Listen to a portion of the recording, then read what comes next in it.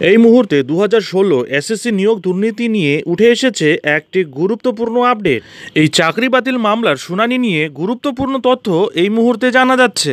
কি সেই আপডেট, সম্পূর্ণ বিষয়টি ডিটেলসে আলোচনা করব। তার আগে চ্যানেলে নতুন হলে চ্যানেলটিকে সাবস্ক্রাইব করুন এবং বেল আইকনটি বাজিয়ে অল নোটিফিকেশন অন করে দিন এই ধরনের গুরুত্বপূর্ণ আপডেটগুলি ঠিক সময় মতো পেতে। বন্ধুরা, আগামীকাল অর্থাৎ মঙ্গলবার দেশের সর্বোচ্চ আদালত সুপ্রিম কোর্টে প্রায় 26,000 চাকরি বাতিল সংক্রান্ত বহু প্রতীক্ষিত মামলাটি উঠতে চলেছে। সিরিয়াল নাম্বার 2-এ লিস্টেড রয়েছে এই মামলাটি। প্রধান বিচারপতি DY চন্দ্রচূড়, বিচারপতি JB পারদিওয়ালা এবং বিচারপতি মনোজ মিশ্রের বেঞ্চে মামলাটি উঠতে চলেছে এবং আগামীকালের এই মামলাটির দিকে তাকিয়ে রয়েছে গোটা রাজ্য। এরই মধ্যে স্ক্রুটিনি করে অযোগ্যদের তালিকা তৈরি করে আদালতে জমা করেছে এসএসসি। এই তালিকা অনুযায়ী 4টি ক্যাটাগরিতে মোট অযোগ্য চাকরি 1,461 জন।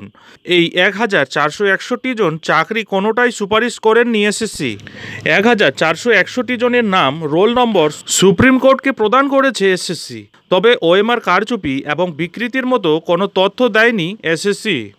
এদিকে শনিবার সুপ্রিম কোর্টে পশ্চিমবঙ্গ মধ্যশিক্ষা পর্ষদ লিখিতভাবে জানিয়েছে, নিয়োগ ও সুপারিশের মধ্যে যে গরমিল তার কারণ নিজেদের মধ্যে বোঝাপড়া না থাকা। পর্ষদ জানালো, সঠিক শূন্যপদের তথ্য না থাকার জন্যই বিভ্রান্তি তৈরি হয়েছে। তাতেই একই ভ্যাকেন্সিতে একাধিক নিয়োগের সুপারিশপত্র দেওয়া হয়েছে, একাধিক নিয়োগও হয়েছে। তবে সুপ্রিম কোর্টে আদৌ মধ্যশিক্ষা পর্ষদের এই যুক্তি কাজ করবে কিনা সেটাই এখন দেখার। প্রসঙ্গত উল্লেখ্য, মঙ্গলবার 6ই আগস্ট এসএসসিতে চাকরি বাতিল মামলার শুনানি রয়েছে প্রধান বিচারপতি DY চন্দ্রচূড়ের ডিভিশন বেঞ্চে। তার আগেই সুপ্রিম কোর্টে রিপোর্ট জমা করে দেয় পশ্চিমবঙ্গ মধ্যশিক্ষা পর্ষদ।